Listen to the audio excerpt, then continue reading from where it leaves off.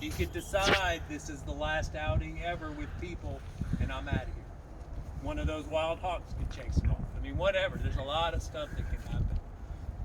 It moved out of the Middle East. It got to England about 750 AD. People think Sport of Kings, it started there. It actually got there way late. It got to the United States in the late 1800s, early 1900s.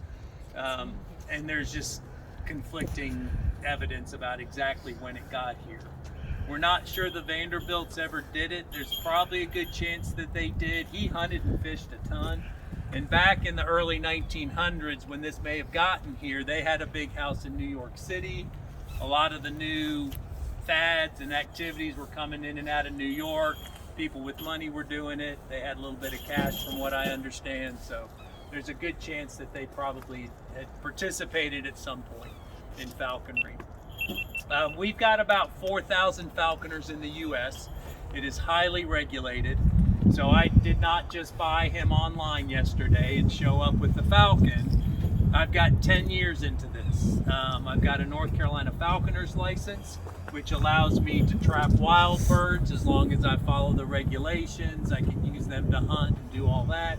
I also have a U.S. Fish and Wildlife permit. The minute you gave Biltmore your credit card number and I hand you a bird of prey, the federal government regulates that part of it. So they say that I can only use captive bred birds for this. So I've purchased all 4 of these guys and I'll have them until they don't come back one day or whatever. So to get into falconry for North Carolina, you have to do a 2-year apprenticeship. North Carolina has 51 falconers now. She's our 51st. So she passed her test a little while ago. COVID, like in all of our lives, threw a big wrench into it, but she finally was able to be tested. She and her husband have finished their facilities at home. Those will now be inspected this week by a North Carolina wildlife biologist. Then she will become an official apprentice falconer. We will trap her a bird. She'll tame and train it. Her first bird will actually be a red-tailed hawk. And she'll use that bird and work it and hunt with it, and then she can keep it forever if she'd like, or she may decide to turn it loose. It'll be up to her. Pisgah's a peregrine falcon. This guy's the fastest animal on the planet. They've clocked them at about 250 miles an hour. So if you stop and think, oh my goodness, that is unaided by technology. That speed is in his stoop, which is his dive. So he does have the pull of gravity, but he is going faster than terminal velocity. He will actually beat his wings in a dive to increase his speed. So if you look at his toes, his feet are very long and skinny, and there's a beautifully sharp talon at the tip of each of them. So this guy is a bird hunter. So what he likes to do is go after a pigeon, a dove, or a quail. He will circle and get above it, come in at a couple 100 miles an hour with these long skinny toes, and he'll actually bind to it in midair, grab it, take it to the ground. If the impact doesn't kill it, with his beak he'll snap the neck. So they can kill very quickly and very efficiently. Other crazy thing about these guys, this bird can kill a duck that's twice its size. So he can't grab that in midair. The physics of that doesn't work. So he comes in at a couple 100 miles an hour, closes his foot into a fist, and punches the duck, which is pretty crazy. So this little thing is powerful. Yeah, packs a big punch. If you look at his beak this time, up in his nose is that hole on top. There's a little nodule in there. That is the start of a nautilus type shaped chamber. So one of the problems going 250 miles an hour, you have to be able to regulate airflow into your lungs. Otherwise you would explode. So that chamber in his nose slows the air down enough that he's not a poop of feathers at high speed. So everything about him is built for speed. He actually has 2 tailbones, one of the only birds in the world that does, because at 250 you don't want your rudder breaking off. Also, we as humans can do 5 Gs. We pass out about there, we can do 8 with a suit. This bird can do 25 Gs, which is 5 times what we can survive, which is just crazy for him. He's about 2.5 years old. Got him when he was 4 months old. They are found throughout the world on every continent except Antarctica. Their natural habitat is a rock face in the wild, and they like birds. They have adapted to pretty much every major city. All of our skyscrapers are big chunks of rock, and there's a gazillion pigeons. So they're amazing now that they're in a lot of our cities. We're gonna put him away, and well, we might put him away. I don't know. There it is. I know where his hood was. So we're gonna hood him up. Do you people that handle them? Do you keep them for life till they die, or?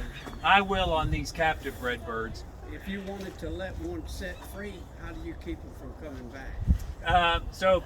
First of all, it'd have to be a wild bird. I've had 7 wild birds. I only keep them 1 to 2 years because I feel guilty putting them in a big cage. So this is a food-based relationship. I have to keep them a little hungry to come back to me. If I'm going to turn one loose, about 2 weeks before I actually turn it loose, I give it a whole lot of food and I don't handle it. Within those 2 weeks, it will revert back to its wild state. And then I'll take him out and off he'll go. Yep. These guys, like I said, I'll never release because I legally can't. So you look at that hood, this actually calms him down. From a human perspective, we go, oh, Jeff, you're so mean. You put a big hood on your bird. Actually, I'm a pretty compassionate falconer. You're thinking about it from a human perspective. His brain is the size of the tip of my pinky. So if you think about peekaboo with an infant, that's what this is. The minute we take his eyesight away, you no longer exist in his world. This wouldn't work on you. I put a hood on your head, you're gonna hit me. You're gonna be, dude, you're freaking me out. Your brain's big enough to know the world is still there. Now it's super dangerous. For him, his world is this glove. So we can't really think of it from our perspective. What's their lifespan? 10 to 15 in the wild. Oldest peregrine was 26 in captivity. Yep. So Sam will come out and talk about herself.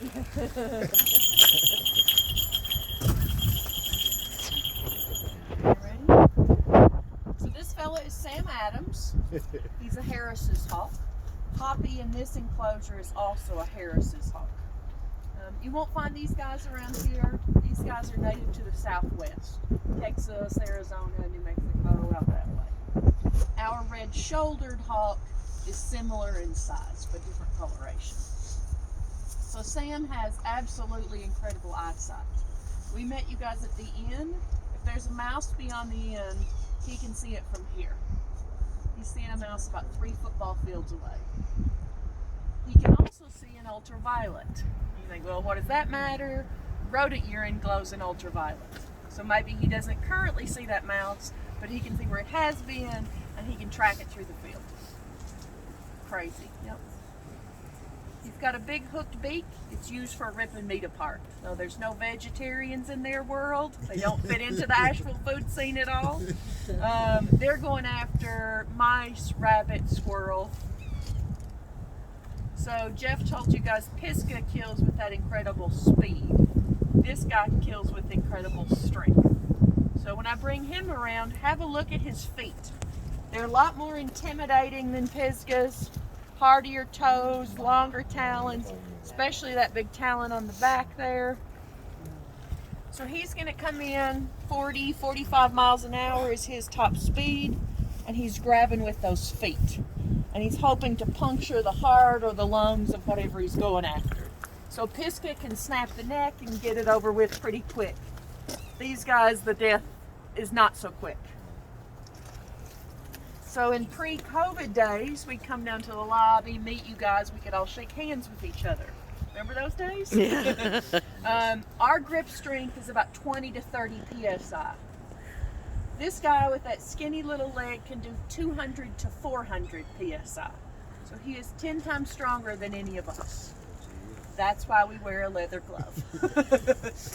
So when you hold him, he's not going to grip like that unless you squeal like a rabbit or a squirrel. You can feel him there.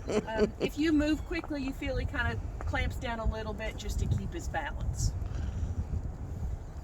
These guys are unique. So typically birds of prey are solitary in the wild. They'll have a mate that they're with for life, but they're not pack animals. The Harrises are the exception.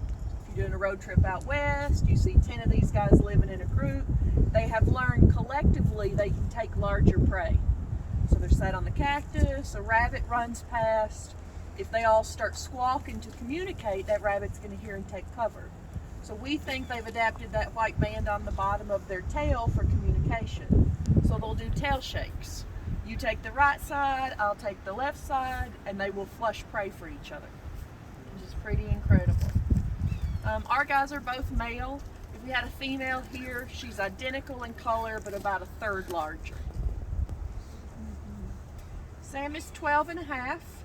Poppy is 6 and a half. So in the wild, Sam might not be with us any longer. So as he gets older, if he starts to lose his eyesight, there's always a younger bird who's going to see that mouse first. He's going to get the mouse every time. He's still sat on the branch trying to figure out what it is. That being said, the oldest Harrises in captivity live to be 30 years old. So these guys will be with us for a good long while. Won't you? Do you guys have any questions before we handle Sam?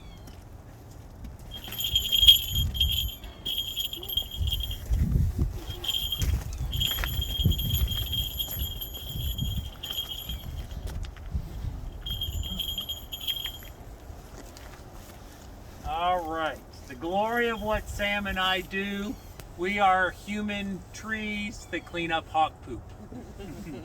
You're not on cleanup duty today. Don't worry, you didn't sign up for the 2:30 outing.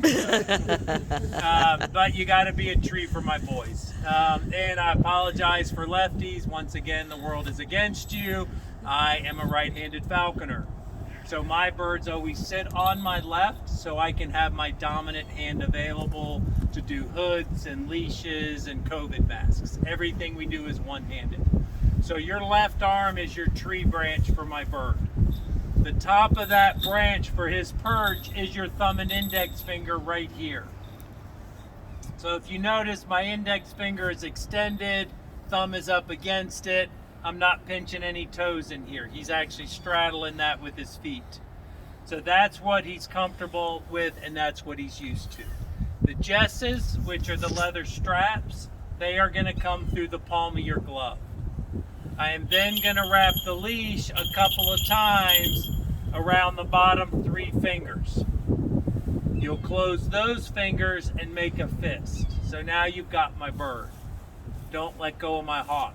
If he gets away right now, he's going to go 40 feet up in a tree. He's got a 3-foot leash on. This is going to get wrapped around a branch. He's probably not going to make it. We have one simple rule. You lose my bird, you climb the tree to get him back. A lot better than what I thought he was going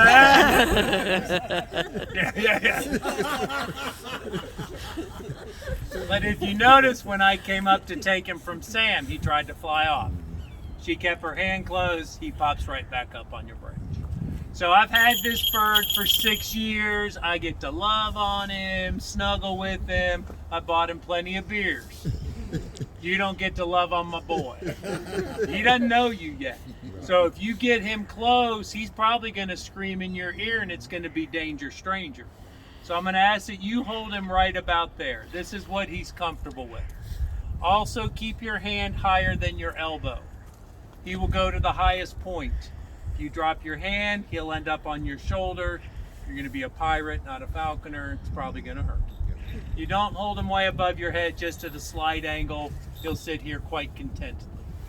Sam's going to hand out some gloves to y'all. Can I see the hand? Gloves, but we do sharing with the gloves because a raised leather glove calls the bird. So if there's 6 gloves out here, it gets a little overwhelming for him. So we'll do a little sharing. That way it gives you a free hand to do photos and whatnot. You're my first victim. You come stand right here facing them. Good. So you can keep that hand open. I'm going to back him up to you. Is it okay if you're on my video, sweetie? That's not Shannon. Yes. Is it okay if you're on my video? Oh, sure.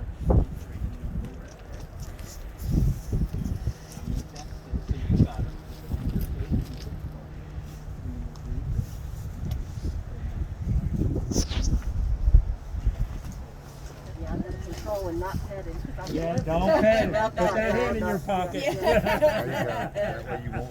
I've actually done this a couple of different times, and they actually flew to us and got food off of us, and that was really, really fun. That'll happen in a minute. Don't let him go. So tight, like you said. So what we're going to do with your glove is hold on. You're going to keep your hand and rotate. So he likes to stand up here. So this species of hawk, they don't seem to mind eye contact. It could be because of their social nature. So you can look at him. I warn you, if he looks at you in the eye, he sees into your soul. Pretty intense.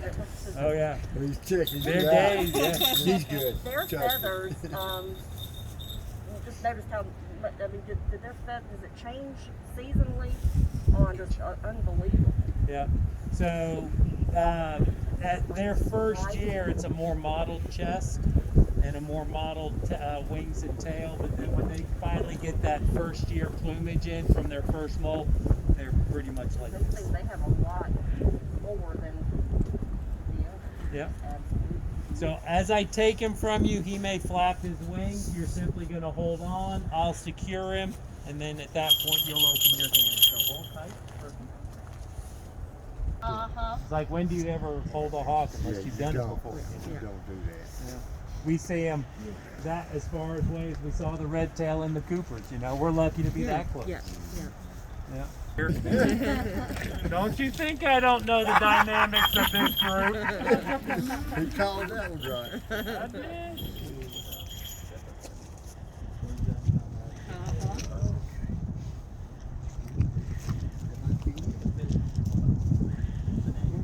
All right, fella. Sam? Hey, Sam. What's up, dude? Come on, I'm not that ugly looking. No, you're just a good tree when he ignores you. He says that's debatable, That's bud. Yeah. Okay. You have to hold him for another 20 minutes. I open his tongue up and then back it up to you. If you get that, close that tongue right there. And I'm going to wrap this leaf between your thumbs. And now make that fit. Kind of point your index finger out at me. There you go, perfect. That gets in that to step on.